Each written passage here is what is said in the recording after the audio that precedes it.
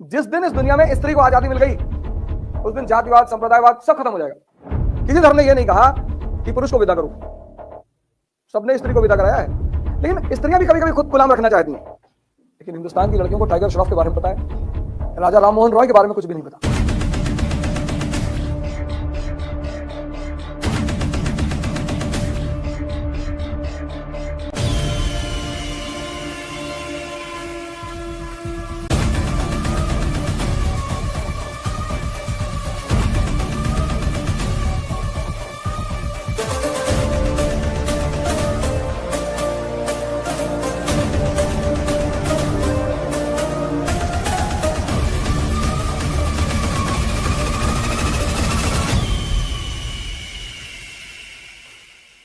जैसे बड़े सारे समाज हैं, ट्राइबल समाज हैं, जहां लड़के विदा होते हैं।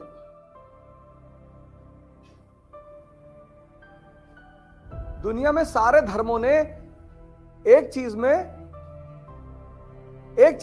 कभी बदलाव नहीं किया। किसी धर्म ने यह नहीं कहा कि पुरुष को विदा करो,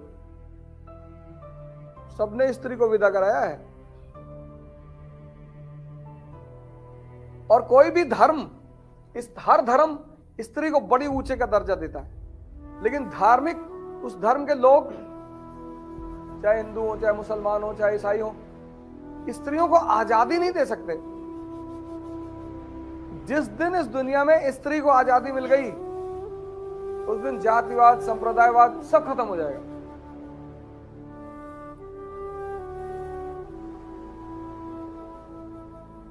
क्योंकि जब स्त्री के पास चुनने का अधिकार होगा तो वो उसी को चुनेगी जो धनुष तोड़ेगा।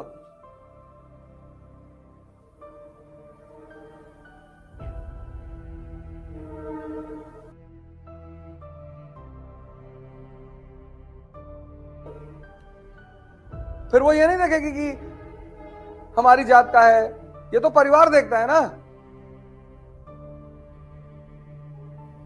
तो स्त्री जो है, अब तो खैर सुप्रीम कोर्ट ने और भारत के समाज ने, भारत के संविधान ने उसे बहुत उच्चा दर्जा दे दिया। लेकिन स्त्रियां भी कभी कभी खुद गुलाम रखना चाहती हैं। अभी कर्नाटक में घटना घटी है। हाँ, नहीं, हिजाब तो अच्छी चीज है, बहुत अच्छी चीज है। स्कूल में हमारा स्कूल था, हमारे समय यूनिवर्सिटी था, वहां कोई बुर्का पहन के नहीं आता था। हम भी तो पढ़े यूनिवर्सिटी में, वहां भी तो हिंदू मुस्लिम लड़के पढ़ते थे। ड्रेस ज्योग्राफी पे डिपेंड करता है। ऐसे भी जून की जब दोपहर कानपुर में आएगी ना, तो लड़का लड़की चाहे जिस धर्म का हो, अगर जो भी बाइक से चलेगा वो मुंह कवर करके चलेगा, लू से बचने के लिए।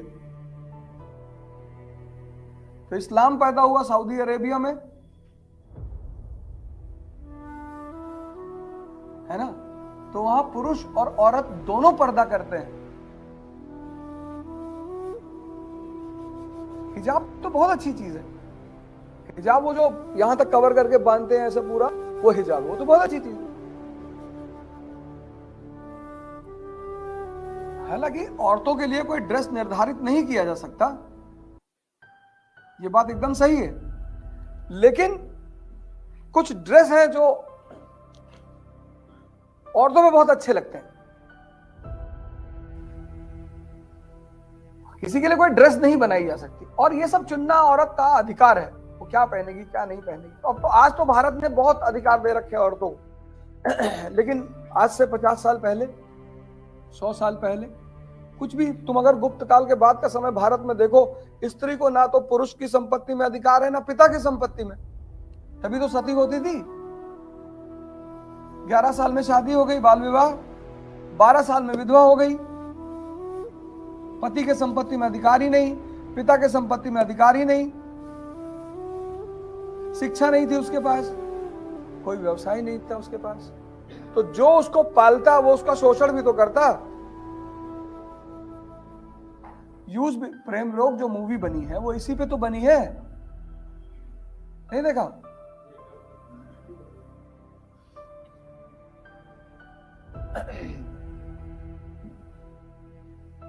क्या है उस मूवी में विधवा के साथ अन्याय? पद्मिनी को कोल्हापुरी की शादी होती है, उसका हस्बैंड मर जाता है, तो उसका जो जेठ होता है वो रेप करता है उसके साथ। तो वो तो खैर चलो राजा की फैमिली थी, ऐसे न जाने कितनी घटनाएं घटी होंगी। तो उसका सबसे अच्छा रास्ता है कि जीवन से हटा ही दो। तो छोटी छोटी बच्चियों को सजा के दुल्हन की तरह शमशान ले आते थे, फिर वहां उन्हें भांग पिलाई जाती थी, फिर लाश के चारों तरफ ढोल मजीरा लेके लोग खड़े होते थे, बजाते थे, फिर पिता अपनी बेटी को गोद में उठा के उसमें झोंकता था। बहुत खतरनाक प्रथा थी। लेकिन हिंदुस्तान की लड़कियों को टाइगर श्रॉफ के बारे में पता है, राजा राममोहन रॉय के बारे में कुछ भी नहीं पता। ज्यादातर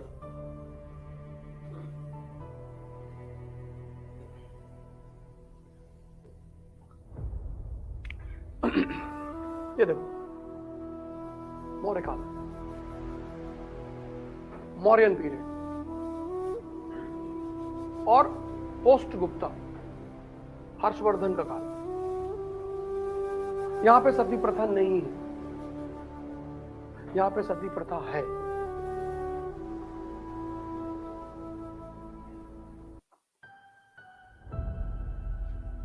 अब ये जो काल है, ये द्वितीय नगरी क्रांति का काल है, second urbanisation, trade and commerce का काल है। शहर, बड़े बड़े शहर, मतलब आज का ये यूएस का काल है, यूनाइटेड स्टेट्स ऑफ अमेरिका का। और ये जो काल है, ये आज का अफगानिस्तान का काल है, फ्यूडलिज्म। अब ये अर्बनाइजेशन का पीरियड है, second urbanisation, trade and commerce चल रहा है, बड़े पैमाने पर व्यापार वाणिज्य चल रहा है। और भारत की सबसे बड़ी चीज जो यूरोप जा रही है वो है मसाला। मसाले के बाद जो दूसरी चीज सबसे बड़ी यूरोप जा रही है वो कपड़ा है। और वीविंग की जो मोनोपोली है, वीविंग का जो एकाधिकार है, वो स्त्रियों के पास है।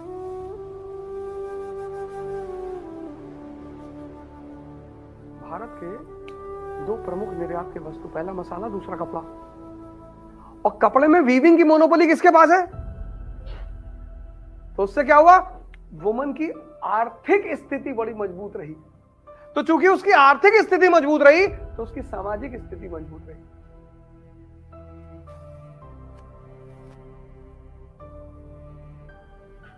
ये अफगानिस्तान, शहर खत्म हो गए, ट्रेड एंड कॉमर्स खत्म हो गया, व्यापार वाणिज्य खत्म हो गया, औरत की आर्थिक स्थिति खत्म हो गई। एक तरफ औरत की आर्थिक स्थिति खत्म हो गई, दूसरी तरफ पिता की संपत्ति में हक खत्म हो गया। सुप्रीम कोर्ट ने अभी दिया है, पिता की संपत्ति में अधिकार खत्म। क्यों? क्योंकि लड़की दूसरे के घर जाएगी, तो अगर पिता की संपत्ति में आधा हिस्सा लेगी तो उसके पिता का परिवार कमजोर हो जाएगा ना। भाई तुम्हारे पास 100 बीघा खेत है, तुम्हारे बहन की शादी हुई और 100 बीघा में उस बहन ने कहा आधा हिस्सा हमको भी चाहिए, तो 50 बीघा दूसरी फैमिली में चला गया, तो तुम्हारे परिवार की हैसियत कमजोर हुई ना। तो इस काल में स्त्रियों का जो पिता की संपत्ति में हक था वो खत्म कर गया। अब देखो, आर्थिक स्थिति भी खत्म हो गई और पिता की संपत्ति में हक भी खत्म हो गया।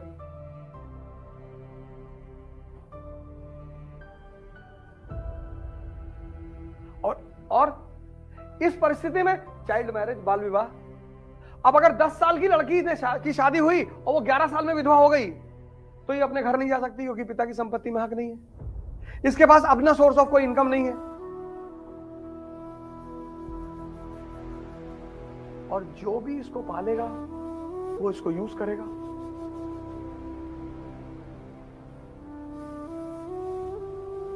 बोले मार डालो, बोले सबसे अच्छा तरीका मार डालो।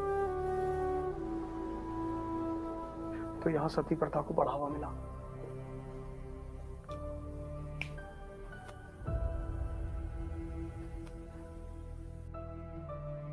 यानी अब तुम्हें इस इतिहास को पढ़कर एक चीज तुम्हारी क्लियर हो गई कि यार अगर किसी की भी सामाजिक स्थिति मजबूत करनी है तो आज करो ना वुमेन एम्पावरमेंट, अगर तुम्हें करना है। अगर तुम्हारा इंटरव्यू बोर्ड में तुमसे पूछा जा रहा है कि वुमेन एम्पावरमेंट के 5 कदम बताइए, बोलो इकोनॉमिक एम्पावरमेंट। क्योंकि जहां आर्थिक स्थिति मजबूत होगी वहां सामाजिक स्थिति